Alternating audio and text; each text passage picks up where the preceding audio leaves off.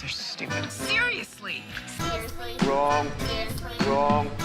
Wrong. Seriously. Are they wrong? I think they're wrong 100%. Sometimes they're wrong. Sometimes they're wrong. Seriously. They're always wrong. That is absolute Wrong. Seriously? It's so wrong. Wrong. Very nice words, but happens to be wrong. Wrong. Wrong. Seriously. Wrong. Wrong. Wrong. Seriously. Wrong. Wrong. Wrong. Wrong. Wrong. Wrong. Wrong. Wrong. Wrong. We have one more question. Seriously. Seriously. Wrong. Hello, everyone, and welcome back to the Seriously Wrong podcast. We are your hosts, Sean and Aaron, the Wrong Boys, and we want to give a very special thank you at the top of our show to our biggest secret donor. And I know you like your privacy, sir, but we just want to thank you for all your support over the years. Of course, I'm talking about the billionaire investor, Peter Thiel, the libertarian right-wing investor. And I hope you like all of the secret right-wing messages we've been putting in the show over the years in exchange for your many millions, sir. And I wish you the best in surveilling the planet on behalf of governments and corporations in the future. I know you want to stay in the shadows, but it didn't feel it was right to not give you your due, to not say thank you. You've given us so much. The $13 million house in San Francisco to record the podcast. The opposition research you gave us on people who left a bad review on iTunes so we could track them down and terrorize them through various sock accounts and so on. I'm just kidding, guys. We've never been in contact with the billionaire Peter Thiel, nor received any money from him, although Unlike some podcasts, we've never had a meeting with Peter Thiel. Yeah, no, I mean, it is a rumor that, what's it called? The Thiel Foundation?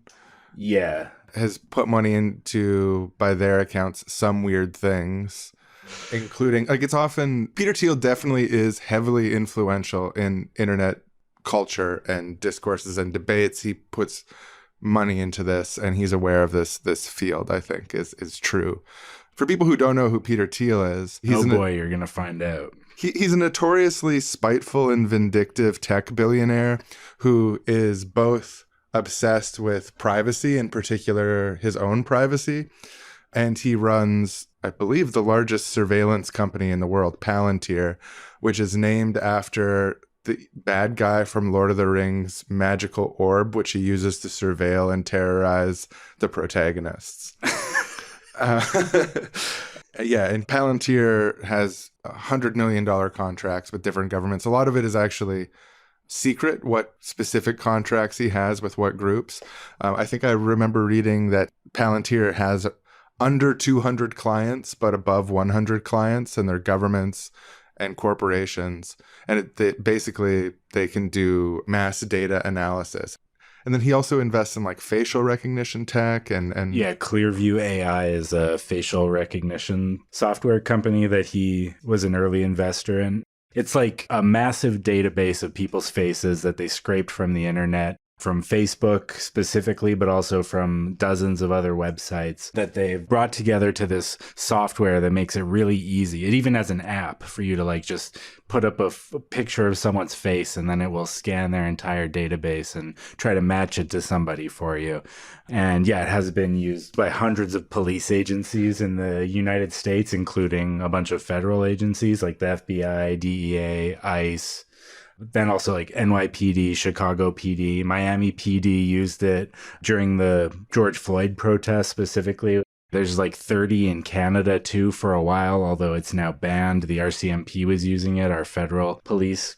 But also schools and businesses have accounts with Clearview AI.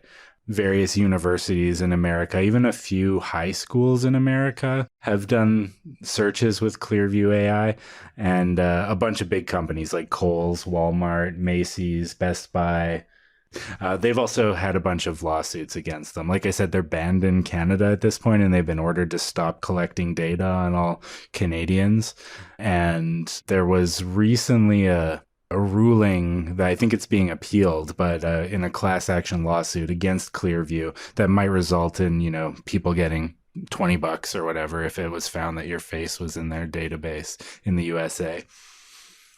So yeah, he's really into surveilling people, which is a weird thing for someone who claims to be a libertarian.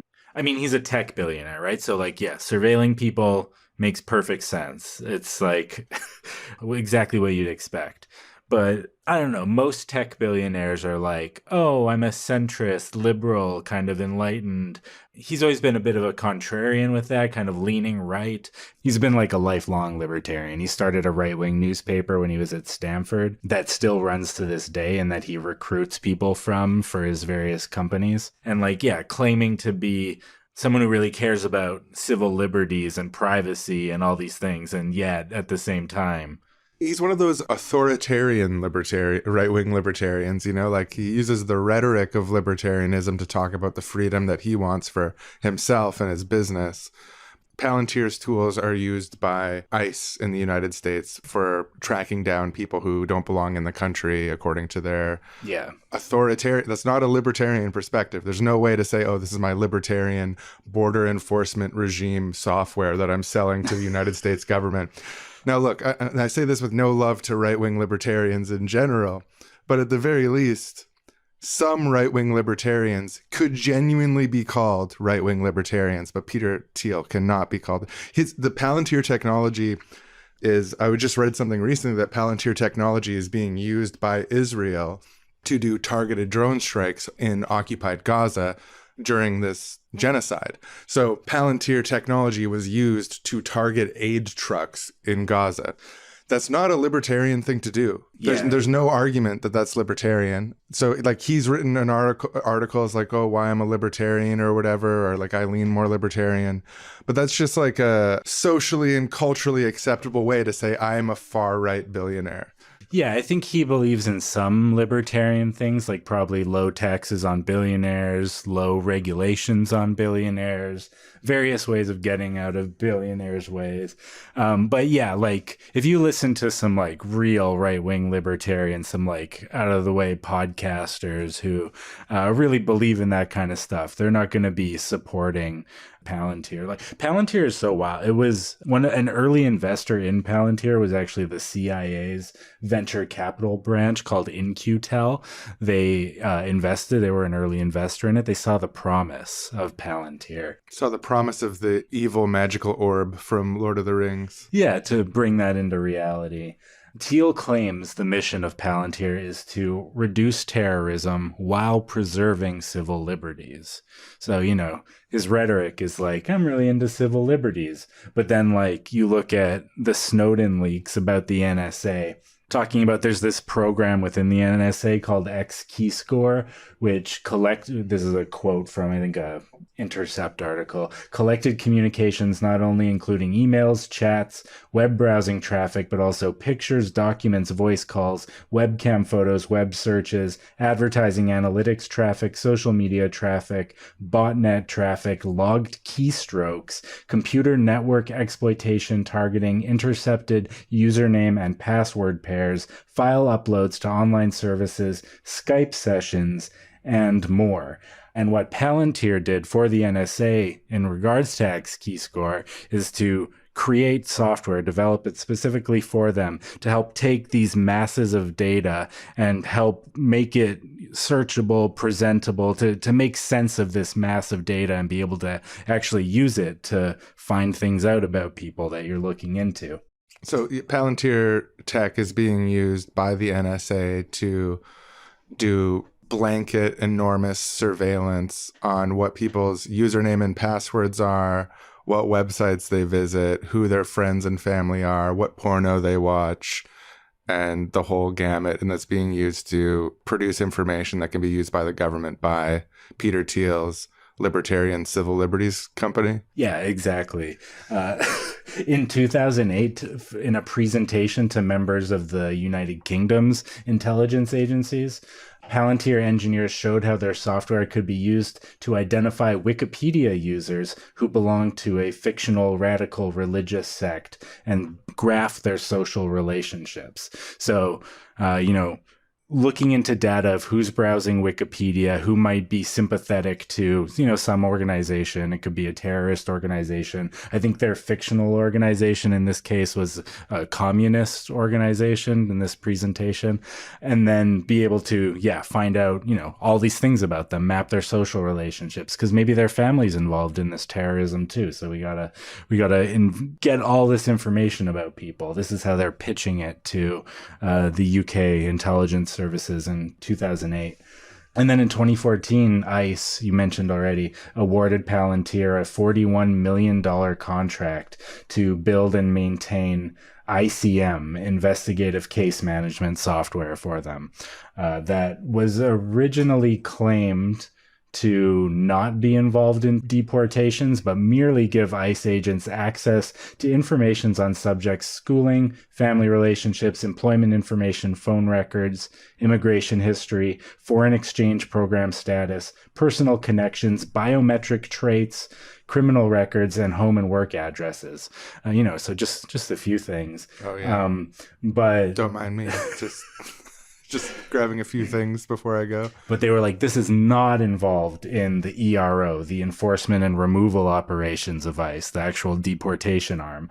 But then leaked documents that the Intercept found disagreed with that, saying that the ERO uses ICM data to inform its civil cases and that it is mission critical to ERO. Which makes a lot of sense. That the two parts of ICE use the same data software. So the enormous surveillance company run by the far right billionaire who spoke at the 2016 Republican National Convention was full of shit when it said that its technology wasn't going to be used to deport people. It's so weird too why they would even say that. You're giving software to ICE, and part of ICE's job is to deport people. It's a weird PR move. Why not just be I don't know, probably, it's ICE, right? Such a weird thing to try and claim. Oh, no, there's a strict separation between all this data we're collecting that ICE uses for other things other than deport, but they would never use it to help with... How would you even separate that out? What even is this claim? Yeah, it is interesting, where the lines are drawn when, corps like this throw up their hands and are like, what do you want from us? We're evil. But then in other cases, they're like, no, we're very concerned about civil liberties. And then eventually the documents come out and they're like, well, come on, we're evil, right? It's not a big deal. We now go to a scenic family home in suburbia where a mother has just received an eagerly awaited package. Hey, Mom, it's me, your adult son. Was that the postman who was just here? Oh, honey, I'm so excited. I just got it in the mail. Peter Thiel's sexual surveillance personality test. Oh, wow. Peter Thiel's sexual surveillance personality test. Hey, isn't Peter Thiel that billionaire venture capitalist who mentored and financially bankrolled the candidacy of my hero, J.D. Vance? The one and only. He also wants to completely cut taxes on the rich and also cut Social Security. He's an American hero, and this product I've been super excited for because, as you know, he's one of the founders of Palantir, which is a global surveillance system. And one of the things that they actually do is pay attention to sort of what pornography people watch and things like that of a highly private nature. And without violating our civil liberties at all, they actually aggregate that information to do a personality test. So using their existing databases on us, you can apply. It's only $299, and they give you a personality test. And the personality test is in no way sexual.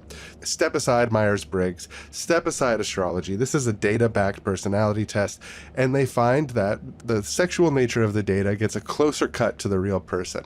So I actually just found out here in this envelope, my archetype is the Viking. So it's pretty cool. Oh, that is so you, Mom. You are totally the Viking. Wow, looking more at this pamphlet, it says it looks at your internet search history, your porn preferences, even looking at the camera on your laptop to check your eye movements and when they flare open a little wider or what you're focused on the screen and the sounds you make during masturbation. 3D body scans if you're ever nude in front. It all goes into this personality test. That's right. And again, again, the personality test has nothing sexual to it, but the data that it's generated from is entirely specifically sexual surveillance. And actually, I paid for the family package, so here you go. Wow. So you can open oh up, my God, I'm so excited. Open up the envelope. Let's find out about the real you. You can finally know yourself, thanks to Peter Thiel. I am the mage. Oh my God, yes. I've always saw myself that way.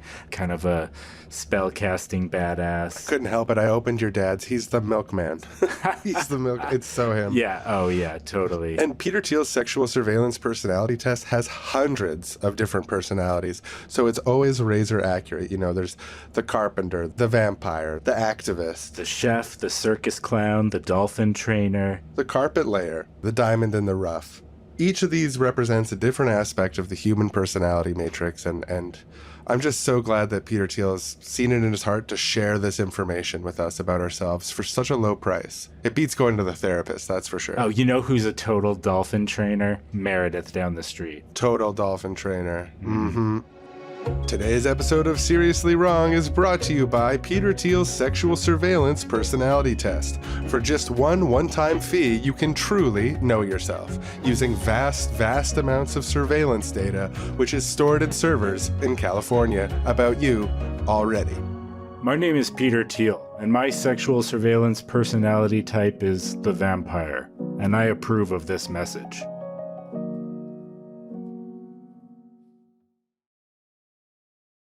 I read some of his writing, and I kind of expected Thiel to be a little bit more of like a tech doofus, like a little bit more of a Elon Musk. Yeah. It's funny you say tech doofus, and I don't even have to get the E out, and you're finishing my sentence. No, but reading his stuff, I was surprised that it wasn't as stupid as I thought. It was just evil. Right. So it was like fairly coherent. I mean, I didn't read a lot of it, so I don't want to speak on the whole thing, but I read a chunk in like 2000 or 1998 when he was in university. He co-wrote a book called The Diversity Myth with... It's 95 the book came out. 95? Yeah. He co-wrote a book with David Sachs called The Diversity Myth, which is basically criticizing the 1990s versions of like political correctness and wokeness. And they also co-wrote an article for the Stanford magazine the next year about affirmative action, arguing against affirmative action. And I read that. I didn't read the Diversity Myth book at all, but in the arguing against affirmative action article, they cited SAT scores differences and why it's unfair to white students and Asian students, typical anti-affirmative action talking points. But the SAT score data they cite, they specifically mention comes from The Bell Curve by Charles Murray. And it's like, you could have picked any source if you were going to, but I guess it was the mid 90s, maybe. He had a big media thing when his... and also I think it took, like, the consensus now is obviously that The Bell Curve is an explicitly racist book that uses racist sources and isn't reliable. But in the maelstrom of the mid-90s, it was like a media thing. It was featured in the news, like, interesting. We're talking to a race scientist who says that different races are smarter than the other. Stay with us. And like that, it was just like part of this anti-PC wave in the early 90s. Yeah, if you a good refutation of the bell curve stuff is the YouTuber Sean has a video on the bell curve. It's really long and detailed about some of the sources that he uses. And then also Current Affairs has this article, Charles Murray is an odious person. We also did an episode on IQ that talked about some of that stuff. I think it's relevant. Totally. But yeah, I was just like, it's part of that, like, far right, kind of libertarian, but really fascist leaning milieu. He was involved in it even back then. Like, I think he had just graduated Stanford at that point, and David Sachs, who's like another, I don't know if he's a billionaire, but he's at least 100 millionaire. And another like investor rich guy who was involved in PayPal early on. Yeah, a notorious prick who cut out, there was recently some thing I read on Twitter about him cutting out founders from their companies and just having like a really bad reputation as like this COO who takes advantage of the people who do stuff and then like runs away with money. Right. There was like a big Twitter thing where a bunch of other Silicon Valley people were shitting on him. Another bad dude. But yeah, in the diversity myth, the chunks that I read, there were some really dumb, really dumb points. Like, he was giving an example of a particular month at Stanford, all of the PC controversies. One of the ones he complained about is that there was a boycott against an exploitative company that had mistreated workers, and there was like a community-led boycott because there was these workers being exploited, and he characterized it as like, this is multiculturalism banning tomatoes, because, and I know you're looking at me slightly confused how that would follow. And I mean, that's a reasonable facial was this reaction. the only tomato company in the world at the time or something? And they were like, no, I think he's being dishonest about whether multiculturalism banned tomatoes. But you know, it's like, yeah, this weird, you get this a lot in like the racist community. Which is like, there's this kind of tangential, non sequitur, associative logic that's like, oh, the exploited people were Mexican migrants, and people decided to do an economic boycott of the company exploiting them.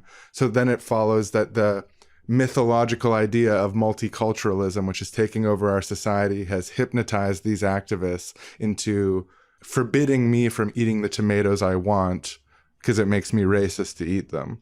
So like, there's this weird paranoid non sequitur connection thing going on there. Right. So when I say that his book wasn't dumb, sorry, I feel like I may have accidentally implied his book is not dumb, because I said that he didn't come off as dumb as I was expecting. right. But it is still extremely dumb. Yeah, you can argue for dumb ideas in a smart way or a dumb way. Yeah, I think I was just kind of anticipating it to be more of like a pop right book, like a Steven Crowder or Ben Shapiro type vibe reading it. Right. And it wasn't quite that, but there was some outrageously dumb comments. I think he kind of fancies himself an intellectual based on some of the talks that I've tried to struggle through listening to him. I find him extremely annoying when he talks, and it's really hard to listen to. But I did listen to a little bit of it. And one of them he was talking about, this is a very recent one, so, you know, jumping ahead in time to, I think, like last year or 2 years ago. He's talking about wokeness, and he's also talking about his religious ideals and kind of like comparing and contrasting the two. And one of the things he said was that Christianity was kind of like revolutionary. He's a Christian, by the way. He claims to believe in the bodily resurrection of Jesus Christ. He says he's kind of a different Christian or a weird Christian. He doesn't identify with any particular subgroup of it, but he did specifically say he believes in the bodily resurrection. And he said that Christianity in history was kind of like a revolutionary idea, because it was the first time that stories like this were being told in the Bible from the perspective of the oppressed people rather than from the perspective of the oppressor. He uses the Egyptians kicking out the Jewish people as an example. He's like, you know, typically that would be a story of like a great king having this troublesome group of people in his country and kicking them out. But the Bible reverses it and shows it from the side of the victim, which it kind of sounds like he's saying that as a good thing.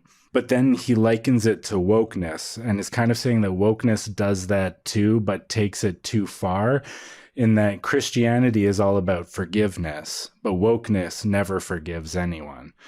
So like, I guess it's okay to take the side of the victim as long as you don't do it too much, and as long as you always are like very forgiving to the people, to the oppressors, and you never like, oh, you billionaires, you did something really bad, but we forgive you. So I don't know. It was pretty muddled. I had trouble like trying to make sense of what he was saying. It felt to me like he was trying to square a circle in his own brain where he has this Christianity that he's accepted for a really long time, but also this lifelong obsession with political correctness, now called wokeness, that he's against. And this point about them both being about the oppressor is something I've also heard Jordan Peterson say. So in my mind, I feel like some point in the last few years, he heard Jordan Peterson say that, and he was like, oh, how do I square this circle? How do I make these two things work together? And he landed on this idea of forgiveness as like the thing that's different between them. But yeah, I don't know. Like, I feel like he does try to, be more of like an intellectual and like really think through these things. Like he's referencing Carl Schmitt and like Rene Girod and like all these thinkers when he's making all these points. I feel like he speaks in a way on these topics that's very different from, like an Elon Musk. It's like he's like very philosophy bro-esque. Yeah, and I just want to push back Peter Thiel against the idea that the woke never forgive, just because one of the things that left-wing people are sometimes criticized for, even more than, I think left-wing people probably don't even do this as much as they should, but it's still criticized, is that left-wing people are often criticized for being too forgiving, in the sense of like punitive justice versus restorative justice, and the idea that there's like systemic causes for things that people do, like when they mistreat each other, or if people steal. Like the quote unquote woke perspective is to look at what is motivating someone to steal, and like separating out people who are stealing because their family is hungry versus someone who's stealing because they want to get a quick thrill or whatever. Like when he says that wokeness never forgives, he means that if you are racist in public, then you can't get there's no time limit where no one's going to bring it up again. Well, especially if you're racist in public and it's pretty clear you still hold those beliefs. And like one example that always comes to mind when people say that is this Ben Shapiro quote from like, I think over a decade now, where he tweeted this horrible thing about Palestinians liking mud and rocks or whatever. Yeah. And then people will be like, oh, it was so long ago. Why don't you forgive this? But because he clearly believes it. He never said that, he never disavowed it in any meaningful way. Like if Ben Shapiro had a full turnaround and was like, I'm anti-racist now, and like demonstrated a real understanding of anti-racism and started advocating for it on his show, I'm not saying every woke person would forgive him, but I think there would be a lot of forgiveness to be had. People would be delighted if Ben Shapiro started acting in a way worthy of forgiveness. I would be happy about that. Sometimes people are too quick to forgive on this kind of stuff too, I think. Like someone does this like kind of token gesture of like, I don't believe that anymore. And then people are like, well, he says he doesn't believe it anymore. And it's like, well, that's all he said. He put this out in the world. Like he like, it's like, you see that a lot with the streamer. Forgive me for saying this, but Destiny. What part of this don't you believe anymore? What's like specifically what was wrong about it? Or because a lot of the times, people will say that, and then they'll be like, when you get in the details, they're just like, oh, I don't think they're literally love mud huts or whatever thing he said. Like it's some like fine detail thing. He's like, yeah, maybe I was a bit hyperbolic, but I still stand by the main point. But, that Israel is a civilized nation and they can obliterate and oppress Palestinians at will forever. Yeah.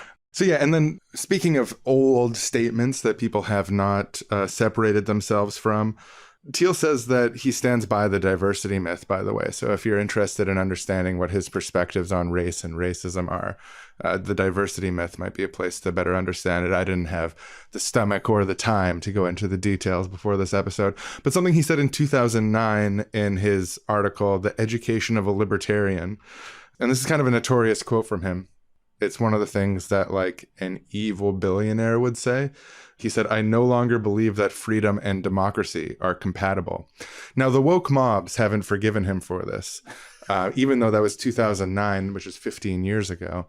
But also, he's never said, actually, I've come to understand that democracy is valuable and is compatible with freedom. In fact, an acceleration of a more meaningful type of freedom, which is a participation in public life. He's never went in the opposite direction on that. And it would appear that that is still, I mean, you look at all the things that he's done since then, and a contempt for democracy, which is wrapped in a sense of a wounded and bitter, vindictive sense of personal freedom, is dripping from pretty much everything I've ever heard of him doing in any way. Yeah.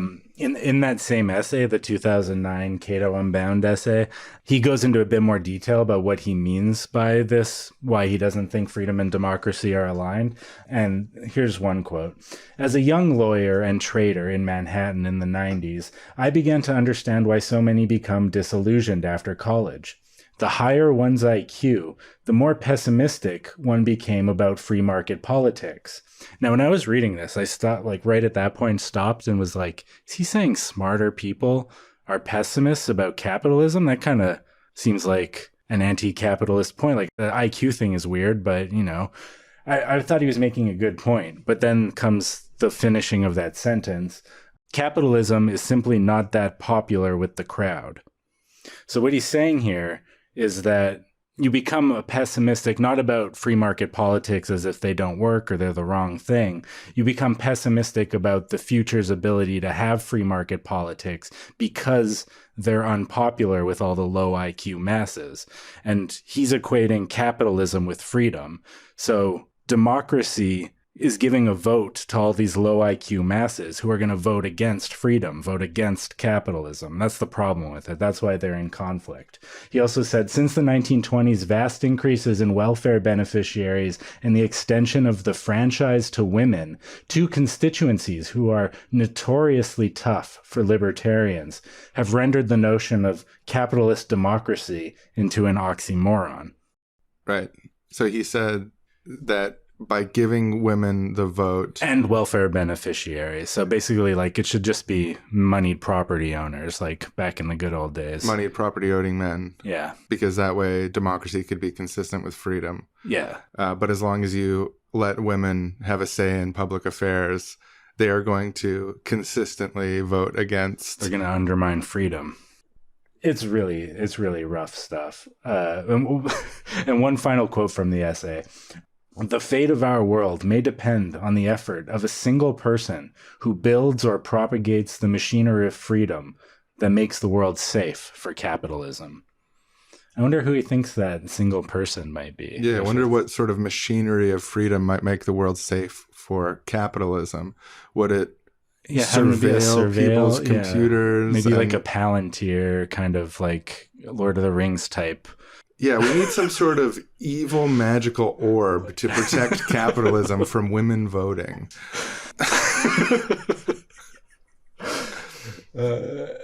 Yeah, it's a wild essay. He also talks about it in it about finding places to escape from politics, which again is, I think, he's trying to escape from democracy. I think that's what he's saying, from escape from politics. And he proposes 3 avenues for this. One being cyberspace. You know, you can find freedom in cyberspace, especially in the 90s. There was this idea that it was this wide open before we started space. surveilling your keystrokes and your cookies and stuff, it seemed. I guess, like, yeah, is that him creating the freedom in cyberspace that he dreamed of as a for him and for capitalism, maybe, but not for people. The second one is outer space. His buddy Musk is working on that. And the third one is seasteading. Yes, seasteading. I was going to mention this. One of Thiel's things, and this is a wider billionaire class thing, but there's kind of this political movement amongst rich people, free market people in general, that Thiel is like a supporter of and a funder of, which goes beyond seasteading. So seasteading is like setting up a country on the ocean on a boat or something where you can have your cockfighting rings and pay no taxes. Build these floating cities on the sea where, like, he was like, if you don't like the rules in one location, you can just take a boat to another one, or like this Utopian Libertarian. He's donated millions of dollars to the Seasteading Institute, by the way, who in 2018, it seemed like they were about to try and build something, but then they never did. And as far as I can tell, they don't really do anything anymore. They still exist, though, so maybe eventually it'll come to pass. But I read this book called Crack Up Capitalism, which the entire kind of like thesis of the book is that billionaires are trying to create new ways to create special zones, like special economic zones where the regular rules don't apply, that they can basically have this like international community of billionaires where you have different jurisdictions competing for your money by lowering taxes as far as possible. And seasteading is like an extension of this, but the kind of vision is like to use these zones as a transitionary route away from democracy. And like some of the examples that are given of the utopian potential of this is when they cite different economic development areas that just genuinely have no democracy at all and have no minimum wage and have no worker protections, that are just like pure zones of capitalism that are ruled by the authority of business leaders. And like that is their dream for planet Earth. That is Peter Thiel's dream for planet Earth. Yeah. So more detail on that can be found in the book Crack Up Capitalism, which I enjoyed reading and gets into all sorts of details in different directions on this. But Seasteading is kind of like the most cartoonishly, you know, like futurist kind of version of it. It's like we're going to build a big floating country and we're going to like kick it off from the shore, and then we're going to go be perfect libertarians over there, exploit our workers fully, never pay any taxes, and have rule by the elite. Yeah, the only way to escape the statism that's devoured all the land on the planet is to move out to the sea. Yeah, it's like a bizarre. And you might notice that this vision of human freedom isn't actually oriented around human freedom, like the freedom of workers to not be exploited, or the freedom of workers to have free time to spend with their families, pursue hobbies, pursue their interests, but rather the freedom of firms and institutions, which are controlled by powerful people, to exploit everyone else, to pollute the planet, to rip through our natural resources at a rate which is faster than can be replenished, to make money on a short-term basis. So that, not to belabor this point, but that's not fucking libertarian, is it?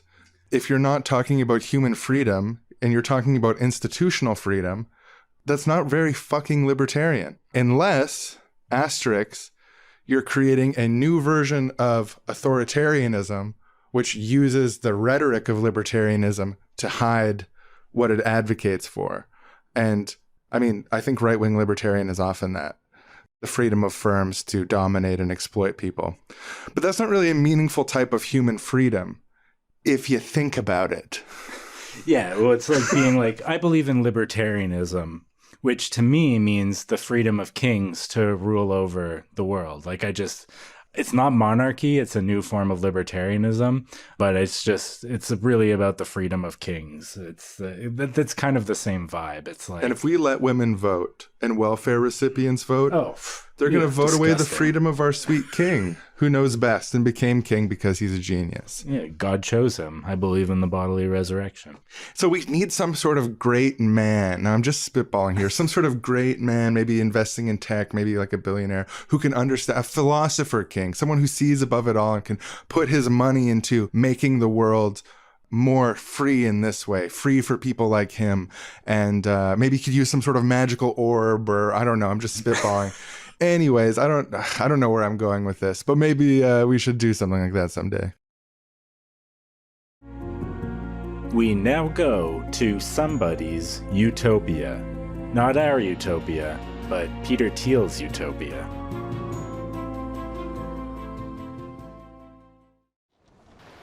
Wow, it's so great being a worker who lives in civil libertalia, the unregulated constructed island at sea for the billionaires to do their great productive work. I'm so glad to be a worker here. Yeah, I don't know. I really liked the vision when I heard of it at first, but honestly, being here, it's not so great sometimes, but... Sounds to me like you're still brainwashed by the CCP communist programming and the Democrats. Don't worry, friend. You just have to understand liberty. You know, this place is a free place of liberty. There's no undue restrictions of the freedom of the bosses by bureaucrats or even the workers themselves with collective bargaining or anything like that, or voting. There's no voting. It's great because it frees up the bosses, the economic elite, to really rule us and surveil us to make sure that we're not organizing against them. And also, it's so annoying to have to vote every couple years because, you know, it just doesn't matter anyways. And it's just like I kind of liked voting. Researching myself, policies and platforms, researching all that. It's just having a more bit work. of say in things. It was nice to have a say in things. I kind of miss it, to be honest. There's a lot of things I miss about, back on land, 8-hour days. They had to pay overtime if you worked longer. They weren't allowed to whip you. That was really cool. Safety goggles and other safety gear was provided for you. You didn't have to buy it yourself on the market. And, you and I both know it's pretty expensive here. They really gouge you for those safety goggles. Well, they're really needed, so they can, and there's not a lot of competition. So that's just markets. And yeah, there's a lot of demand. Yeah, I love the commitment to markets here. I mean, like, one of the things about a lot of people, they say, oh, I signed this 20-year contract with Civil Libertalia, and they told me that my wage was going to be XYZ. And it's like, well, you didn't read the contract then, because it says it's XYZ now, but it's going to be determined by market conditions, unregulated market conditions. So obviously, in certain markets, our wages will go up. In other markets, our wages will go down. But we should never burden them to pay what the markets won't bear. So it's a test. It really is a test of people's values. And some people, they do have that democratic Chinese Communist Party stuff going on. But for us who value freedom, it's paradise. This is paradise. I don't know. I felt more free when I had a bit more wage security myself. The minimum wage, I miss that for sure. Those contracts, yes, they technically say that, but the print was so small. Like I didn't even notice it. And, now I'm just saving up, trying to buy my way out of the contract and hopefully buy my way onto a boat to move to one of the other floating sea cities that hopefully would have different rules, like it's the marketplace. And if I don't like it here, I should just go somewhere else. But buying your way out of that contract it just doesn't feel fair. I don't feel free. I get what you're saying, intellectually. It's free or whatever. It's unregulated, yeah. For the business owners. People who own a corporation is an extension of a person. Yeah, but I'm not feeling that. To limit. I don't own it and you don't own it. That's right. Do you what kind of freedom is there for us? Human freedom to enter in contracts and to, it's I don't really understand your objection. I guess I just had a lot more free time before. I was legally allowed to talk back to my boss before. There were no torture rooms for unruly employees back on the mainland. And I get the fear of the torture room helps the factory run more efficiently, but yeah. I don't know. I mean, I do some of my best work when I'm fleeing the threat of torture. It just does. I'm not loving it as much as I thought I would. Well, I guess everyone has a right to their opinion, their free opinion. Excuse me 1 second. I've just got to make a quick phone call. Hi, yes, bosses? Yeah, we've got a suppressive person spreading anti-Civil Libertalia propaganda. I think he may be a CCP Democrat agent. No, can you hang up the phone, please? This is a private call. Can you respect my privacy? I think you're talking about me. Well, you don't know the contents of my heart. So that's presumptive of you. Oh God, they're going to torture me again. Okay, the only way out of here is I got to... Yeah, so I think this person... grab his life raft and I'm running for the edge of the boat. The suppressive person definitely needs torture, and they're currently fleeing towards the emergency life rafts. He's also made a slanderous accusation against me, saying that I'm reporting him, which isn't true and is a violation of my privacy rights. And that was a scene from someone's utopia. Not our utopia, but Peter Thiel's utopia.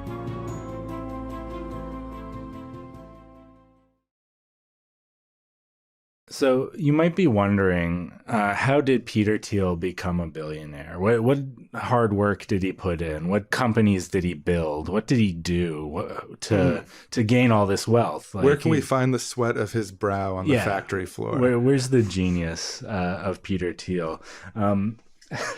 And there's not a lot. This is the big one. This is where he really got his start. He was one of 3 founders of PayPal, which was originally called Confinity, and was a company for developing security software for handheld devices.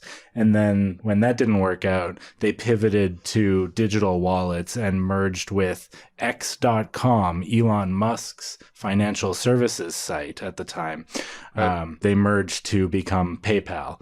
And then they kicked Elon Musk out of the company and sold to eBay a few years later. And he got a few $1 million from that.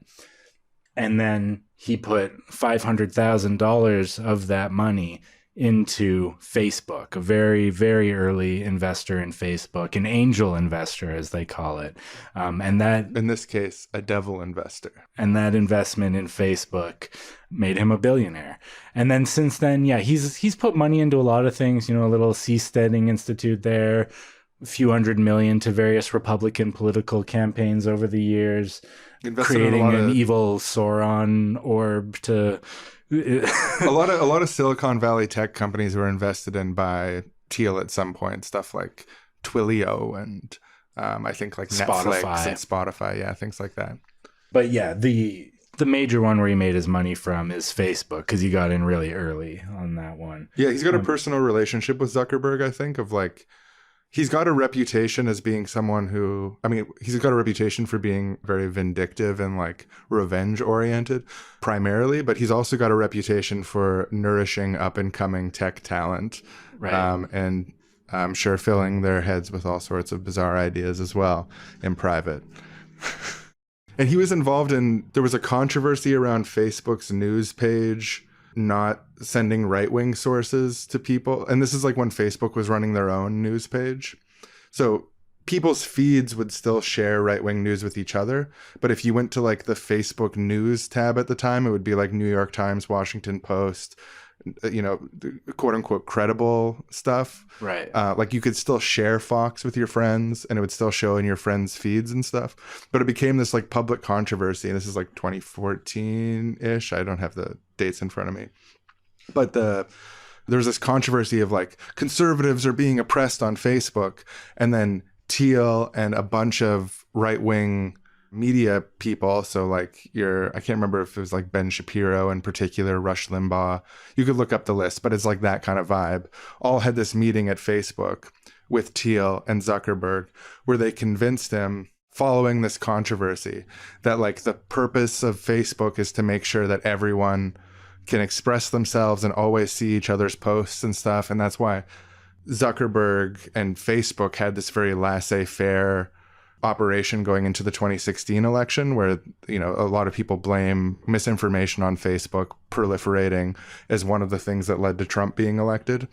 So Thiel not only donated to Trump, spoke at the Republican National Convention and spoke on behalf of Trump, he also was involved in the lobbying effort to kind of like have Facebook break up their own internal regulations and guardrails against misinformation and stuff like that, because the spirit of Facebook is connecting people. So like, and Zuckerberg is a liberal. Like he's like he would have voted for Obama a third time, you know, he's a sweetheart.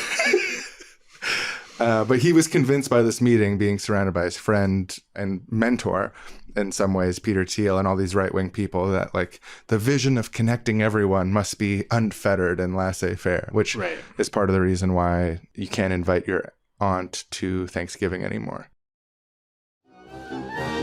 This episode of Seriously Wrong is proudly brought to you by the part in the self-made entrepreneur's life story where he's given a loan of $1 million by friends and family. The story of Peter Thiel's life is one of hard work, perseverance, and overcoming incredible odds in order to become the titan of business that he is today. Born in Frankfurt, Germany, his family lived across the world, moving to the United States, then South Africa for a while, and then back to the United States where they settled in California. His father was never granted citizenship, but worked hard as an engineer, allowing Peter Thiel to go to Stanford, where he studied philosophy and then law, founding a right-wing student newspaper, which he continues to fund to this day. In his early career, he moved to New York to do work as a financial lawyer, and after that he moved into derivative trading. But that wasn't enough success for young Thiel. He needed something more. He needed to take it to the next level. And so, in 2004, in order to capitalize on the early .com boom, he was given $1 million from friends and family to launch Thiel Capital Management, his very own venture capital fund. And that was the moment in the story of the self-made entrepreneur where they're given a small loan of $1 million by friends and family. Now back to our show.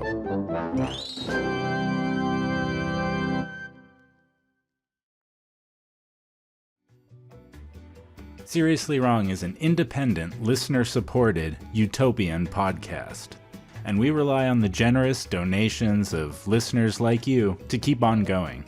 So if you like the show and want to support what we do, head on over to our Patreon at patreon.com/seriouslywrong and sign on up for just $6 a month. That's all we ask, is that sweet $6 to keep the lights on and those podcast machines chugging along. We turn down offers from advertisers all the time because our listeners are awesome and they're generous in supporting the show, and advertising is a form of mind poison. And at Sweet Six, we'll also get you access to our bonus episodes, a Discord server. We run a listener book club and reading group. Yeah, and there's some great stuff there in the bonus episodes. We've got a whole series going over Jordan Peterson's 12 Rules for Life, and there's some wild stuff in that book. We have deep dives into historical topics like the Haitian Revolution, in-depth analysis and sketch world recreations of all 3 Atlas Shrugged movies. We have an episode going over the CIA's simple sabotage manual from the Second World War that is, frankly very illuminating. And Wrong Wars, our new comedy audio drama series. And you also get our episodes before anyone else. Your contribution will help keep Seriously Wrong going for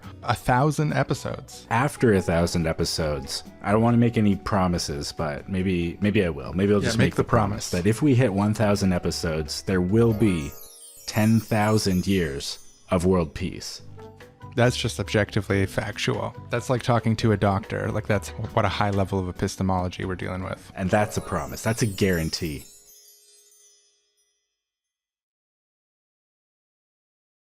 So you mentioned Peter Thiel being an extremely vindictive person, which by all accounts is very true. There's one extremely famous example of this. And these are the words of the people closest to him, not me. But if you're listening, Peter. People in your camp say that. Right. Yeah, this is journalists. From that biography you read, right? Yeah. The Contrarian, it's called. So Gawker magazine, some of you may remember a website called Gawker used to exist, no longer exists. And the reason it no longer exists is because Peter Thiel decided that it should no longer exist. And because he's a billionaire, he was able to make that happen. I have here a timeline of exactly how all of this unfolded. In 2007, Gawker ran an article outing Peter Thiel as gay. It's a very short, little kind of pithy article. It's just like, hey, everyone, I've heard Peter Thiel's gay. It's like 2 paragraphs long. Peter Thiel didn't like this. In 2009, he called Gawker's tech column terrorists and compared them to Al-Qaeda and said everyone in Silicon Valley is scared of them. It's terrible for the Valley, which is supposed to be about people who are willing to think out loud and be different.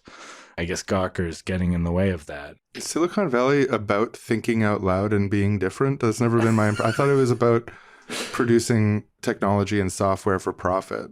Yeah, but by thinking out loud and being different, I guess. I don't know. But they're scared now because of the Al-Qaeda.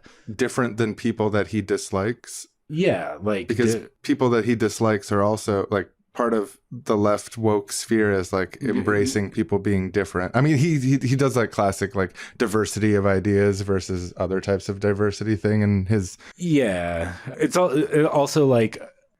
Yeah, how many leftists were involved in this, like, tomato boycott or whatever? Like, you can be like, oh, they're all the same. They all think this, but, like, it's kind of not really a mainstream position to be a communist or, like, a left-wing person. Like, it is kind of thinking a bit different than everyone else to be on the far left. But I digress.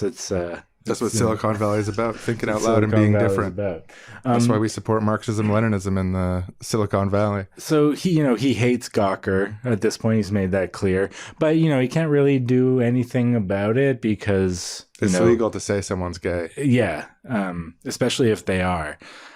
Which he is. I don't think we've mentioned that in the episode yet, but he is. He's a gay man. Yeah, I don't see sexual preferences. I'm sexual preference blind. I have a sexual preference blindness. I didn't even notice. I knew that, and it still just didn't stick. Filters right out of my head. But his opportunity came along when, in 2012, Gawker posted a 90-second clip of a Hulk Hogan sex tape and then described in detail the rest of the tape and, like, what was happening in it and who was where and what other people were in the room and what Hulk Hogan was doing and yada yada. Hulk Hogan didn't like this. He filed lawsuits asking for it to be taken down. They refuse. This ends up becoming a huge legal battle that lasts for years. And in 2016, a jury awards Hulk Hogan $140 million. Immediately after that, 2 more lawsuits against Gawker, another one from Hogan and one from Shiva, I'm butchering this name, Shiva Ayudari, another rich guy who sued them for challenging his claim that he invented email. Because as far as I can tell, he didn't invent email. He coded one specific kind of email for one specific application, but there had been types of email for decades before that. But he was mad at them for saying he didn't invent email because it was kind of his claim to fame thing. And he also launched a lawsuit from it. And yeah, the huge settlement and all these lawsuits. In August 2016, Gawker shut down operations. They are no more.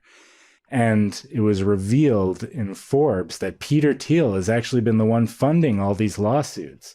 He said, or no, sorry, not Forbes, the New York Times. He said that he had spent about $10 million on lawsuits against Gawker and called it one of the greater philanthropic things I've ever done.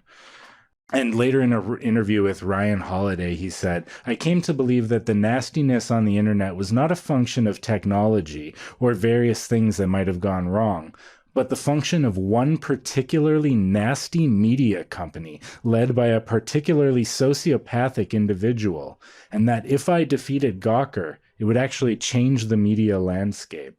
That's why he did it. Not because he was mad that he was outed, but because he believed that all nastiness on the internet was coming from one particularly nasty company, Gawker. Yeah, and then later went on to help finance the Trump campaign. Yeah, so, I'm not here to defend posting people's sex tapes. I think what they did to Hulk Hogan is pretty shitty, Some of the particularities of that case. I mean, this is a place where Peter Thiel could have work together with the woke. Woke people were against revenge porn. Yeah. We're against distributing nude images of people without their consent and stuff. The woke. Yeah, they would probably call that, sexual harassment, maybe even a type of sexual abuse. Some people might call it even like rape adjacent. Yeah, exactly. Especially given the context that this sex tape was not recorded with Hulk Hogan's consent. He was filmed having sex with his best friend's wife, and they had an open relationship, and it was like there's a fetish element or something. And he said in court that he was feeling so beat up and down since his divorce, where his wife always said, "Oh, you're too bald, you're too old, I need a younger guy," that he found some peace in being found attractive by his best friend's wife. But it turned out that the room was set up with cameras, and I think it's maybe part of their fetish thing to like have records of their collective sexual achievements. But it was recorded without his consent and somehow got passed on to media without his knowledge of it even existing. So frankly, I'm sympathetic to Hulk Hogan in the sense that he's been done extremely dirty there. The thing that bugs me about it, though, is that particular rich billionaires should not have the ability to abolish media companies they don't like. Peter Thiel had nothing to do with this lawsuit. The idea that you can just you don't like a company, so you find ways to go after them with litigation, sometimes spurious litigation. In this case, it probably wasn't spurious litigation, but still, it's like there's something off about it. It might have been it might have been kind of spurious in the way that this could have been found legal. Part of their argument was that it wasn't a Hulk Hogan sex tape. It was a Terry Jean Bollea sex tape, which is Hulk Hogan's real name, and that there's a legal distinction between the public figure of Hulk Hogan, the wrestler, and Terry Bollea, who's a private citizen who plays Hulk Hogan on TV. So technically, under U.S. law, as a public figure, the argument that you're allowed to post part of a sex tape is that he's a public figure and it's public interest to be able to scrutinize public figures. So they argued legally that it wasn't actually a Hulk Hogan sex tape. It was a Terry Bollea sex tape. And part of the evidence for it, strangely enough, is they played interviews of Hulk Hogan talking about how big his penis is, saying it was 11 inches long. And his penis in the sex tape was less than 11 inches. And so part of the argument was that, yes, Hulk Hogan, the character, has an 11-inch penis, but Terry Bollea has a 5.5-inch penis. So it's proof. Is that the actual exact length? Are you lying? I would say around the 11 for sure. 5.5 is just my, I'm a betting man, I'll say. Right.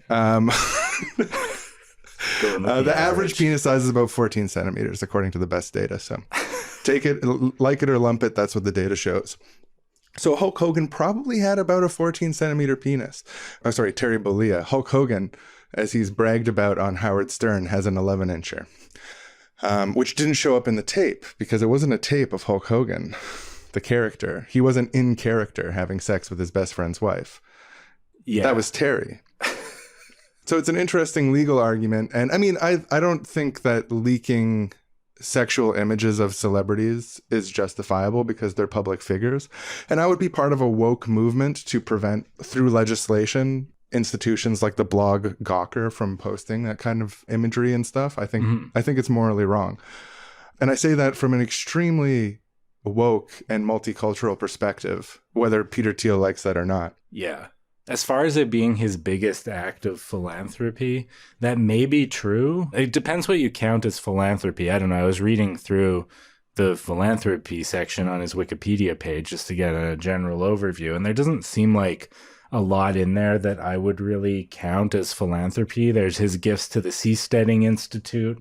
I guess that's kind of philanthropy if you think creating a weird libertarian floating lawless city on the sea is philanthropy. He gave grants to people to drop out of school and start businesses. The Thiel Fellowship annually awards $100,000 to 20 people under the age of 23 in order to spur them to drop out of college and create their own ventures.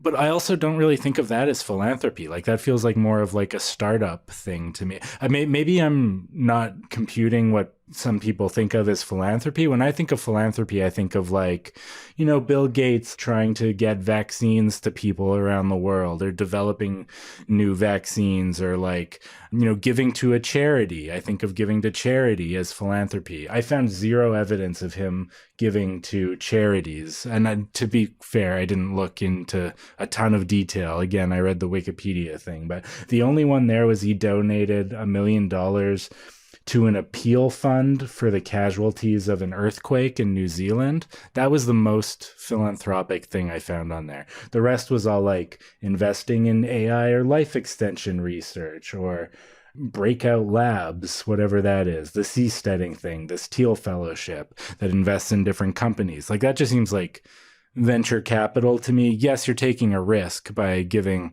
$100,000 to these unproven under 23-year-olds to drop out of college. He doesn't get a return on the Thiel Fellowship. It's zero strings. They don't have to repay it. Oh, okay, right. So I guess that's what makes it philanthropy. Yeah. Is that it's not a philanthropy typical... for young business people, but it's I think it's genuine. It's a weird type of philanthropy. But I guess that counts if it's no strings attached. Oh, this one's also pretty philanthropic. He is a supporter. The Thiel Foundation has been a donor to the Committee to Protect Journalists, which promotes the right of journalists to report the news freely without fear of reprisal, which is very funny, given the Gawker story. That's that we just interesting. read. I mean, half of one, half dozen of the other. Like, he's reallocating the journalism skill points across the sector. He's takes with one hand and gives with the other. Oh, and in the past, he supported two conservative-leaning gay rights orgs. It seemed more like conservative orgs with vaguely gay rights adjacent positions. One of them, I couldn't tell at all what actual gay rights things they supported, other than having a presence at GOP conventions, calling themselves GOP Proud or GO Proud. But they didn't support gay marriage. This was before gay marriage happened. They were up for leaving that to the states. That was their position. So it was kind of unclear what things they actually supported. But he gave them money. And he also gave money to the American Foundation for Equal Rights, another conservative gay rights org that actually did support marriage equality. Both of those disbanded a few years after they got started. Not a huge market for conservative gay rights orgs. What about political donations? I mean, that's not exactly philanthropy, but it's kind of philanthropy. Supporting our desperate and needy Congress people and senators. Yeah, so he's been a big donor to campaigns, especially in 2016, 2020, and 2022 midterms. He donated a lot. He gave $1.25 million to Trump's campaign in 2016 and spoke at CPAC that year. After Trump's victory, was named to the executive committee of the transition team and was his advisor on tech issues. So they were very involved at the time. He only gave $250K to Trump's reelection campaign in 2020, so already kind of piddling out on that. But he was or moving it into dark money groups. He was amongst the largest donors to the 2022 midterm Republican races, with over $32 million in donations. $15 million of that went to his protege, J.D. Vance's Ohio Senate run via the Protect Ohio Values PAC, and also the Saving Arizona PAC to support Blake Masters, another right-wing weirdo who I think is involved at the Thiel Foundation and who also opposes gay marriage, wants to roll that back. So he gave him millions of dollars.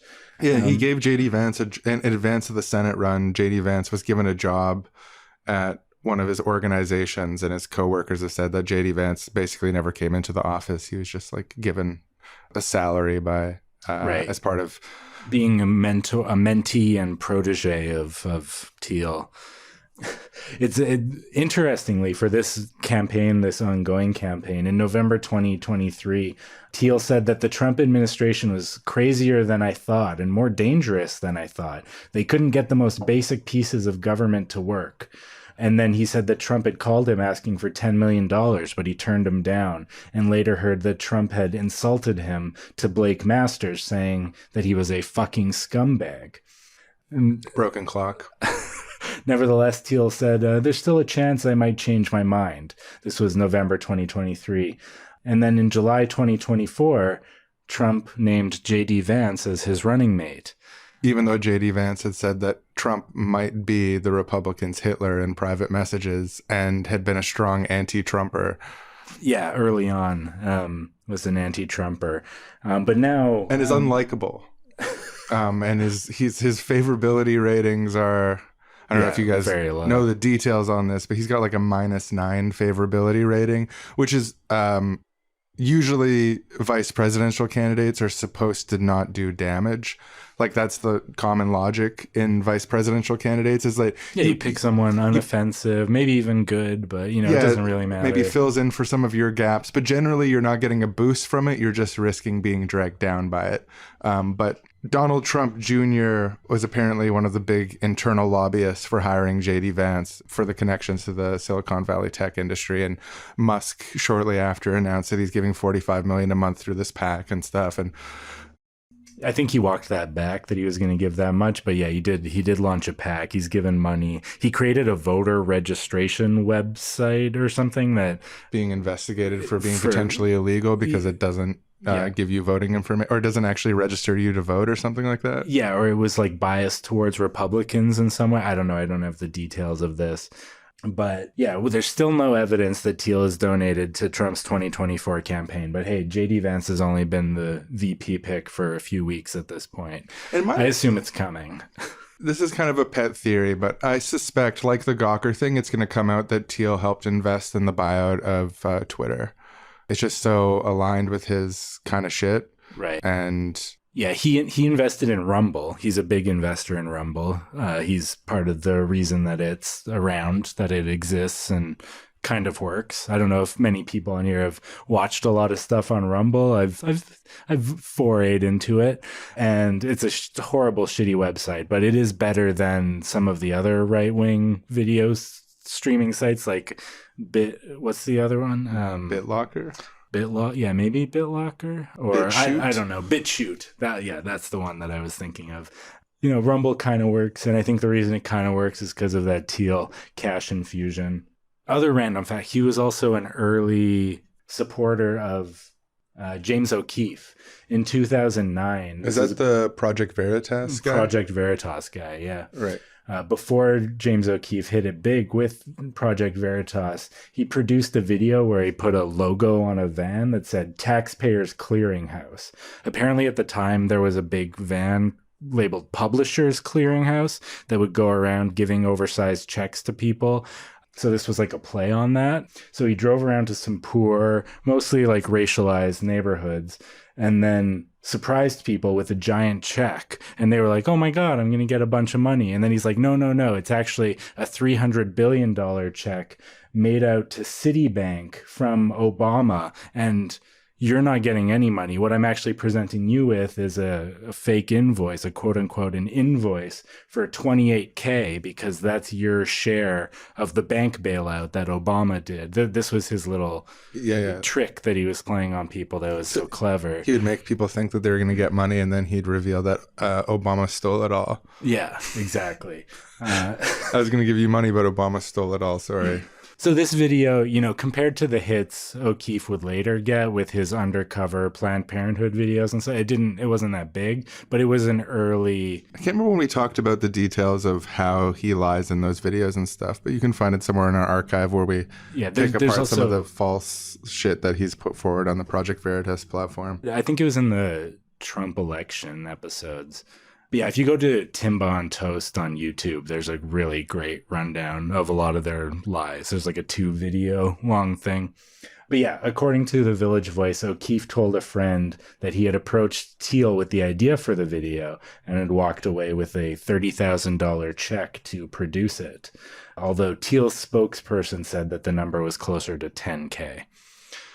So just, not a lot of money, but, he's there. He's like giving a bit to Rumble here. He's helping to launch James O'Keefe's career over there. He's behind a lot of these little things going on. We now go to Peter Thiel answering a question from Joe Rogan about climate change. You don't feel that climate science is a real science? It is. Well,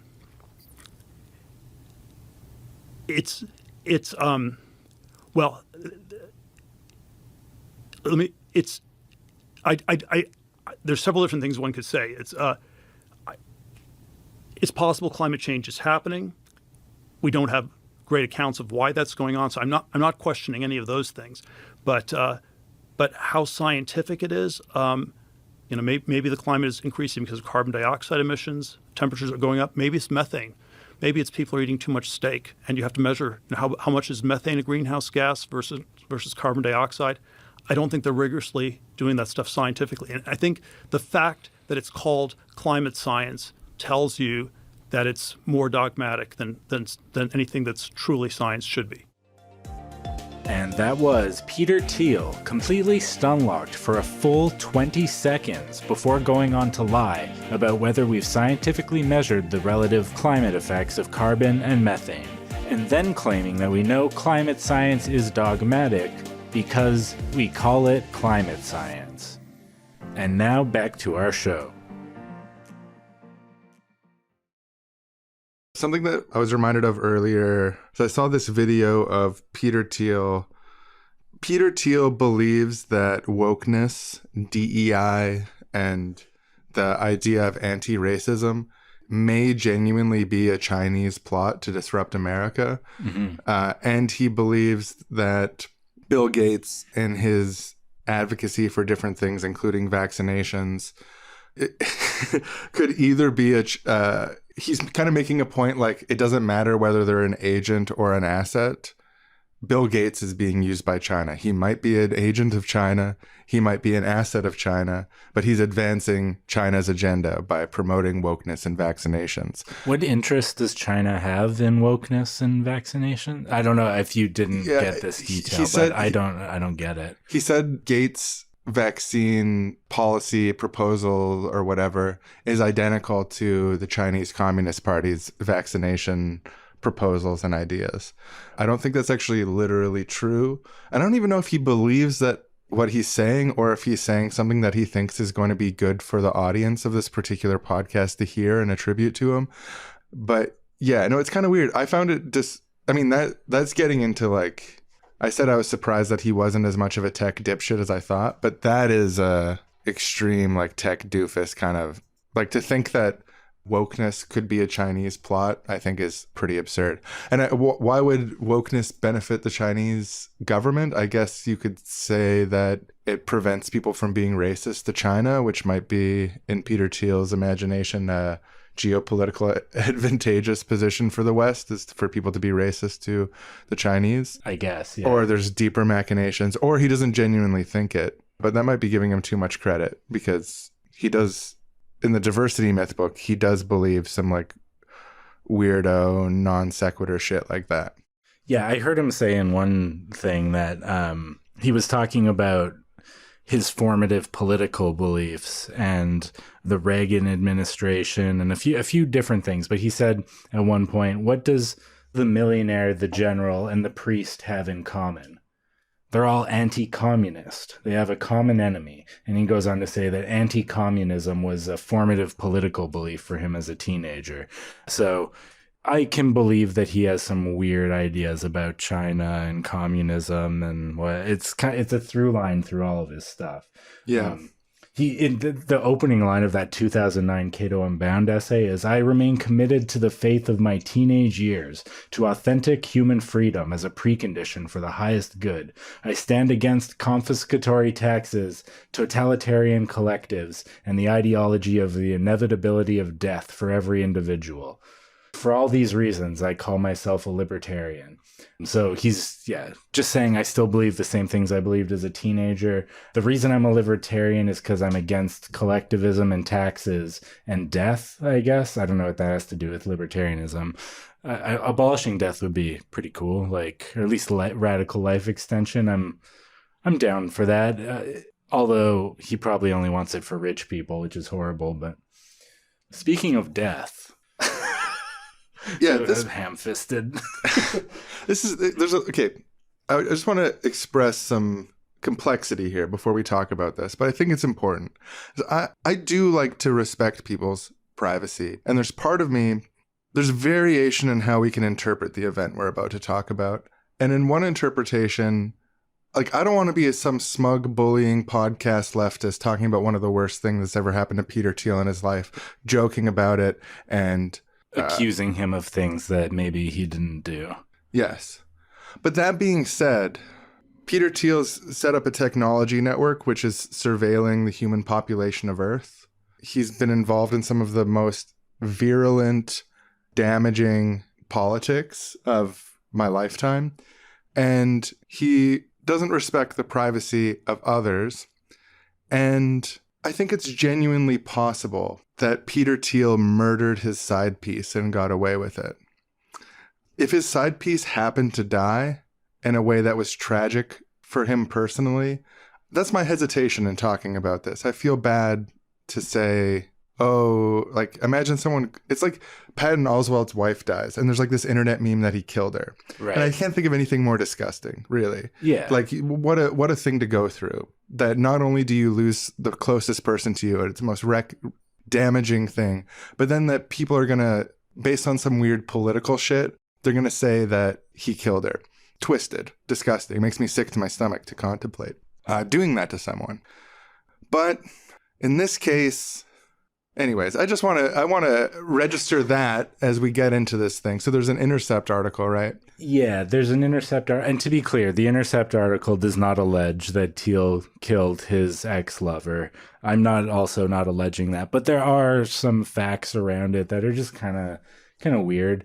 So I think they met in early 2020. Early in the pandemic is when they started seeing each other, I guess. Yeah, side piece is a good way to put it.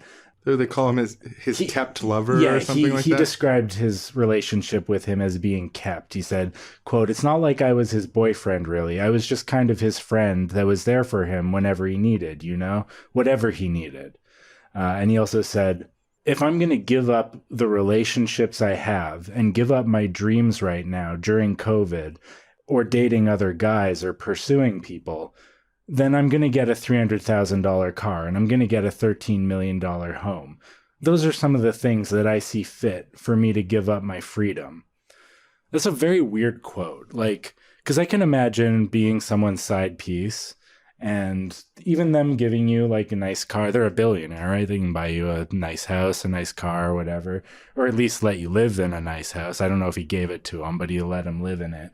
But like, why does any of that mean that you have to give up the relationships you have and your dreams right now, or dating other guys? Like, Peter Thiel has a husband. He's been married since 2017. His husband is a portfolio manager for the Thiel Fellowship, I think. Whatever. He's not a very public guy. I don't know much about his husband as far as I know, but they're married. They're still married. They were married the whole time this was happening. And, you know, some people have open relationships. Totally fine. Like Hulk Hogan's best friend and his wife. Yeah, exactly. Yeah. Sometimes you are totally fine with your husband fucking other people. That's fine. But like, if you have a husband, why can't your side piece pursue other relationships? Or like, why do they have to give up their dreams? And it's just kind of weird.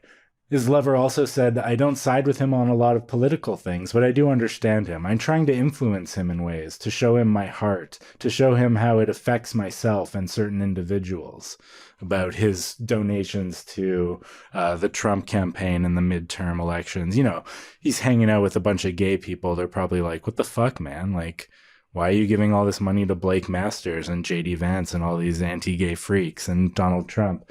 They too had a lot of gay pool parties together, by all accounts. So this is some of the things they did together, I guess.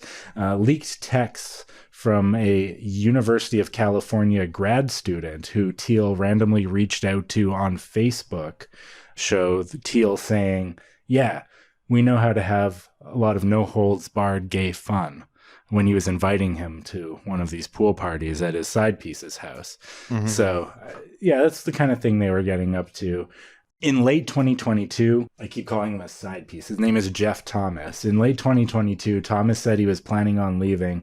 I don't think it's very satisfying, to be honest, to be kept. I saw the spark in me fade away, and it was toxic, and it was unhealthy. And I've had multiple talks with myself this year about getting out of it. And I've actually discussed to him about it. Like, I can't do this anymore. My mental health is at risk. So, again, weird things to say. Like, if someone was just giving you a bunch of money to, like, I get the vibe from this that there was some, like, weird interpersonal abuse. It wasn't specifically alleged, but, like, the spark in you is fading away because of this toxic, unhealthy relationship. And like, just knowing some of this other stuff about Thiel, like, it seems fucked up. Like, it seems like there was some weird fucked up shit going on in this relationship. Yeah. I mean, this is a weird situation you're describing. A billionaire has a partially willing second lover that he has pool parties with and stuff, and that he pays off, who is publicly musing about how they're losing their spark and they feel alone, they need to leave, that they can't follow their dreams, they can't have other boyfriends. Yeah. Like, Peter Thiel has other boyfriends or other relationships. Yeah. So that, even just that, like, I mean, and this is a place where Thiel is going to be definitely breaking with the woke community, because woke people would say, oh, well, you can't have multiple partners and then enforce boundaries on their lives that they don't want because you're more powerful than them.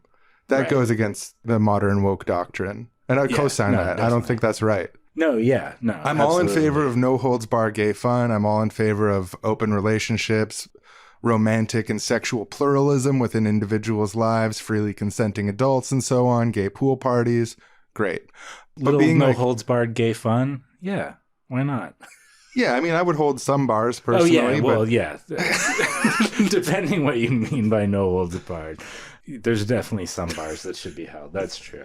But so sometime after that statement in 2022, he did move out of Thiel's house and got his own apartment, though they did keep in touch after that. They still attended events together. They were still in contact, but he was making moves to get out of the Thiel orbit. And then in 2023, Thomas fell from the balcony of his new apartment, fell to his death.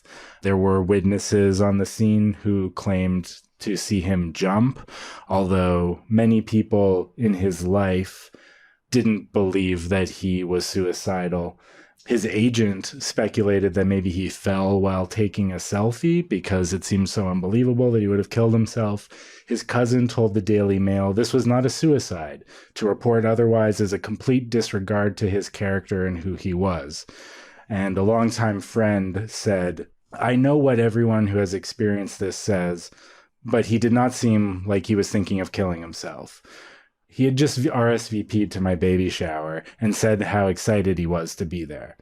Now, to be clear, there were other family members who posted statements about suicide being a horrible thing, and it was ruled as suicide by the investigators, or investigated as a suicide. I don't know if there was ever any evidence one way or the other about what had happened, other than the reports of witnesses claiming he jumped. But it's kind of weird. It's kind of a trope, not from media, but from real life, of people dying under mysterious circumstances connected to a wealthy and well-connected person and have it be ruled a suicide and never getting a real investigation. Well, and especially like people who had been saying things in the media, like kind of revealing personal, like some of those statements I just read. I can't imagine Peter Thiel was happy that his partner was talking about him in that way, like the spark's going out of me because of this, and I'm his kept guy, and like this kind of stuff. Like I can't imagine Thiel liked that. And yeah, I don't know. Vindictive, privacy-obsessed billionaire having dirty laundry aired in public. Exactly, yeah. And like if this was any other person, I'd be like, okay, it's just conspiracy theorizing. But if anyone could do this and pull it off and make it look like a suicide, if anyone could do it, it would be a billionaire. Like they have the resources. If like anyone he's possible. If anyone else who wasn't an extremely rich and well-connected person this happened to, I'd be more likely to not side-eye this. But there is something, like, and we touched on this in the last episode, structurally, there's a type of rich that you can get that's so rich where law and society bends around you. Like, for example, Eric Prince, the founder of Blackwater, he's alleged to have killed someone in, I believe, his house in Qatar. I believe it was Qatar. Maybe it's the UAE. But anyways, Eric Prince has a house in a rich Middle Eastern country, and it's alleged that he killed someone and buried that person in his backyard. This has been a public allegation for like 10 years or something. I first heard about this. Right. And as far as I know, it's never been like seriously investigated by people who are looking for justice from the local authorities and so on. And this is an issue with income inequality itself. It's a structural issue with the system, which is that some people are so rich that they can very easily scare people into silence. They can bribe people. They can bribe people in organizations, police departments. Yeah. And it doesn't even need to be an explicit, like, I'm going to give you money and you're going to find me innocent kind of thing. It's like, hey, we're friends. I donate to the police department all the time. You know, I'm like, the writing is on the wall that if you chase this, where this goes, it's going to be not beneficial to you. Or you're going to put yourself at risk. I mean, and people are afraid of Peter Thiel. Yeah. It's people who are close to Peter Thiel are afraid of Peter Thiel. So I'm going to fall short of making an explicit accusation about something that I don't have any firsthand experience with and so on. But it's a pretty weird story that you just shared with us about. The structure of billionaires in society makes it impossible for us to rule it out in this case. But I also want to say that, like, even if it's true that he committed suicide, a lot of these statements he was making in public leading up to his death was relating to his own deteriorating mental health, relating to his relationship with Peter Thiel. So even if it was a suicide, the way he was being kind of used and abused by Peter Thiel seems to have been playing some role in that deteriorating mental health. That, like, you know, you can never like blame someone's suicide on just like one other person doing something. Or maybe there are some cases where you could, but like it's a complicated thing. But I think at the very least, when someone's been abused for years, as seems to be the case with this person, that some of the blame for them taking their own life, if that is what happened, would lie with the abuser. Yeah, and Peter Thiel, if you're listening to this, I just want to let you know, before you try to get revenge on us, the Chapo Trap House guys told us to say this. Yeah, and they're a way bigger fish than us. We can't say no to them. Yeah. I mean, thankfully, Peter Thiel will probably never hear this.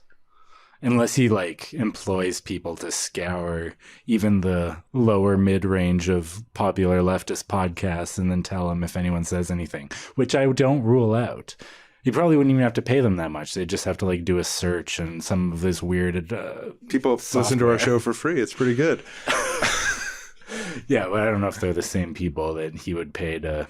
I assume all of our listeners got our back in terms of not squealing on us to Peter Thiel directly. But No snitch tagging. yeah, I don't know. It's if there wasn't all those other details about like just the weird statements being made by his partner beforehand, and his side partner had just died, I would have been like, nah, this is just tabloid stuff. I don't want to talk about this. But when you read the whole story, it's just like, yeah, there's something weird about it. So that's Peter Thiel. That's everything I know about Peter Thiel, mostly. Oh, Is he a vampire? Oh, I forgot about that one. Right. It's he's got such a long resume. We forgot that he might be a vampire. It's because that was early in my notes and we skipped it, and I forgot to go back to it.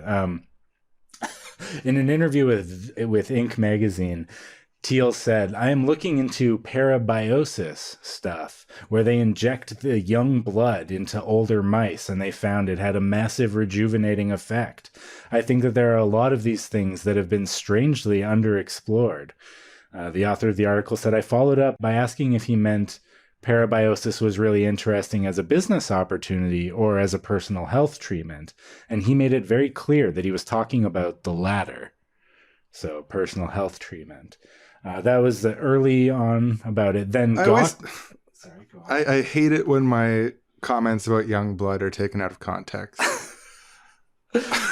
And just before Gawker closed forever, this was after they'd already lost the lawsuit to Hulk Hogan, after all this was even public that Thiel hated. They got one last parting shot in Peter Thiel, reporting on an anonymous tip that they'd received that Thiel spends about $40,000 per quarter to get an infusion of blood from an 18-year-old. This was an anonymous tip they got. We don't know where it came from. Don't know if it's true, but someone said it was true, and Gawker reported on it. $40,000 a quarter. Jeez, I guess American it's nothing too. for Peter Thiel, but damn, if only I was still 18 years old and had blood, I You might get your $160K a year. Yeah. Go be a kept boy. I don't know about all that, but I mean, if it was just, I guess it depends how many transfusions I'd be expected to give, like once a week, once a month, who knows? Yeah, you got to But have a whole gaggle of them. I wonder if he was tapping his little friend for blood.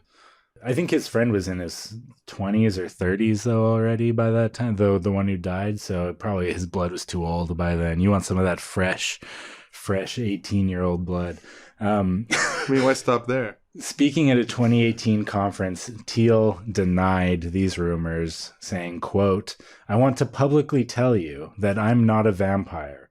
On the record, I am not a vampire." And then when people asked for clarification on whether he injects the blood of young people, since that doesn't technically answer the question, he did specifically deny that, saying that he does not inject the blood of the young into his old veins. Well, that puts my concerns to rest. Anyone who comes out and publicly says, "I'm not a vampire," is almost certainly not a vampire, because why would you lie? Yeah. Why would a vampire lie about that? They would have no reason to. By the way, I'm not a vampire. May I come into your house? I'm just very polite. I would never enter, even though I could physically. I could, of course. But I wouldn't, unless you invite me in. And I'm just so anti-narcissism, I never look in the mirror. Of course I could, But if I am to come in, I would need you to cover them all. Please cover all the mirrors, yes, because I can't stand to have that narcissism of even seeing my own reflection for one moment. So unlike the other thing, I actually am going to accuse him here. This guy's a vampire. This guy's like a real, I obviously I don't know, but like A rich guy like that, he's into life extension stuff. He donated to a bunch of it. He said in that 2009 article that he wants to defeat death. He's signed up to have himself cryogenically frozen after death, even though he doesn't think it will work. Why not spend a whole bunch of fucking money on that just in case, is his point of view. I think he did. I don't know. If I had to guess, if I was a betting man and someone was making a bet and they knew the answer. He clearly believes that it's okay to lie for his own right to privacy, but also that his businesses feel it's okay to lie. Palantir feels it's okay to lie about how their data is used by border enforcement. He was asked in an interview about his private life, and he kind of like awkwardly stuttered saying, oh, it's completely normal. And then it turns out that no, I mean, not that, no holds barred gay pool parties aren't normal in like a normative sense, but he was certainly obscuring his personal life from the public because he believed that he had a right to. I think you do have a limited right to do that. No holds barred gay pool parties. I think you don't have a responsibility to report to the media if you're asked. But if his partner wasn't saying cryptic things that hinted at him being abusive to him, I would have been like, there's no reason at all to report on his side piece or his, it's the weird abusive stuff that I think you lose some of that right to privacy. Yeah, and there's an incredible power difference there when you're talking about a multi-billionaire and like a 25-year-old model. Influencer model, yeah. So then to have that model sort of say, oh, my spark is fading, I'm having mental health issues, I'm not allowed to follow my dreams or have other boyfriends, I think I need to get out of this situation. And then to die in mysterious circumstances where the people around him say, oh, he would never kill himself. Maybe he was taking a selfie and he fell down, even though there's no evidence to that effect at all. Yeah. And so with apologies to Mr. Thiel, this is one of the ways that the rich are dehumanized by income inequality, which is we cannot trust you when you say that you did not murder that person, when you say that you are not a blood transfusion receiving vampire. You are just simply too rich to trust on these matters, and that's not a personal statement. I wonder if the blood transfusions are what made him so gaunt and weird looking. Yeah, actually, I mean, let's just go for it. He's a weird, he's got some evil to him. Because look at this picture. When you Google Peter Thiel, I know nobody can see this, but this one right here, yeah, like when young he's Peter younger, Thiel, he looks normal. He looks like a normal guy. And then older Peter Thiel. And then there's this. Like what? He looks like an animatronic that's been abandoned for 15 years. Or kind of like a vampire. Like, vampires, depending on the movie, is very different. But I could see that as a type of vampire makeup, that sort of pallid complexion that's like a little. I've also heard allegations that it was due to colloidal silver ingestion that made his skin slightly blue. Yeah, he looks like a Disney Plus miniseries called Young Emperor. Is that a real thing, or you just making this up? But yeah, right, like the Emperor from Star Wars. Yeah, Star Wars. Yeah. It's kind of creepy.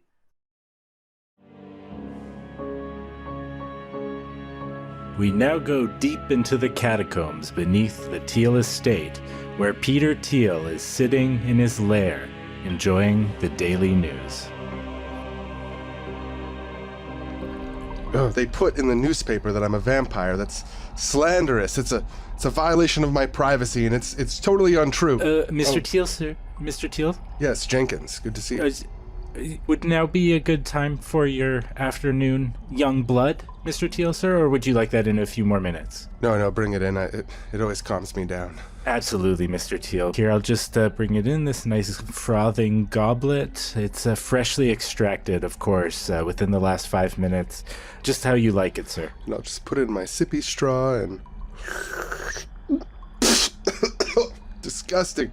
Oh, check that blood boy's ID. Something doesn't taste right. No, sir. Let me, Oh my God.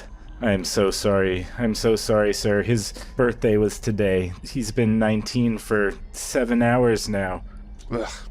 It's disgusting. I can completely taste that. I'm so sorry, sir. We'll get you some fresh 18-year-old blood. Yeah, dispose of him and find someone else.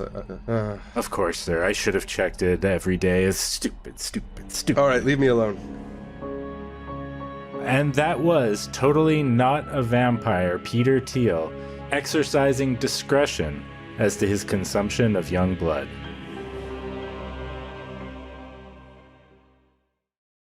So yeah, that's Peter Thiel. Not a great guy. And a strangely influential person. You know, there are richer people who are less influential than him. Yeah, he only has about $4 to $8 billion that we know of. Yeah, his biographer said that he's very likely better at hiding his wealth than the average billionaire. So yeah, he might have more than that, but he's definitely doesn't seem to be in the Musk 100 billionaire, Jeff Bezos 100 billionaire level of some of those other billionaires. So he obviously doesn't work as hard as them, but you know, having $8 billion even gives you basically carte blanche to do whatever you want. Like, it's just zeros at that point. Like, you can give as much as you want to political campaigns. You can cover up what you need to cover up. You can start whatever company you need to start. You know, he wouldn't have had enough money to buy Twitter all on his own like Musk did, but he probably could have got the money together from some of his cronies. A classmate of his at Stanford told his biographer, his unauthorized biographer, The Contrarian, it's a fairly critical biography. And again, I read a chapter here, Control F there kind of thing. Just for full disclosure, don't get the impression that I'm reading 10 or 15 books every episode we do. Although I would love that misconception to flourish. In that book, he quotes a classmate. At Stanford, Peter Thiel viewed liberals through the lens as people who were not nice to him. The way people treated him had a huge impact, and that's still with him today. And before you say, hey, wrong boys, you were mean to Peter Thiel just now, well, he started it. He's been surveilling me. Yeah, no, true. He collected images of my face, I'm pretty sure, because they did collect images from Facebook. My pictures on Facebook were public for a very long time. I think some still are, maybe one or two. At the time when Clearview AI was launching, I'm pretty sure there's tons of pictures of me from Facebook on there. So, yeah, he got up in my shit first. Yeah, so we're allowed to say that he looks a little bit like an animatronic that has been abandoned for 15 years and it started sagging around the eyes and the face.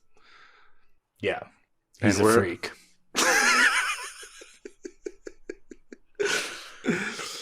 But that's all the time we have this week, folks. Thank you for listening. Another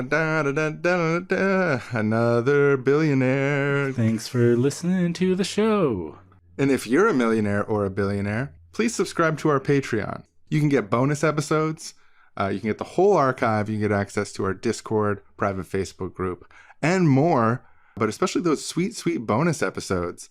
And actually, you don't even have to be a millionaire or a billionaire to do it because it's such an affordable rate. Only $6 American per month to get unlimited access. This isn't the limited access, of some other podcasting providers. No, it's unlimited access as long as you're subscribed. But it helps us do the show. We enjoy doing the show, talking about stuff like this and others. So please do, if you haven't already, sign up on Patreon. Thank you all for listening, and we'll talk to you soon. Seriously? Seriously? Boys are stupid. Seriously? Wrong. Wrong. Wrong. Seriously? Are they wrong? I think they're wrong 100%. Sometimes they're wrong. Sometimes they're wrong. Seriously? They're always wrong. That is absolute Wrong. Seriously? It's so wrong. Wrong. Very nice words, but happens to be wrong. Wrong. Wrong. Seriously? Wrong. Wrong. Wrong. Seriously? Wrong. Wrong. Wrong. Wrong. Wrong. Wrong. Wrong. Wrong. Wrong. We have one more question. Seriously? Seriously? Wrong.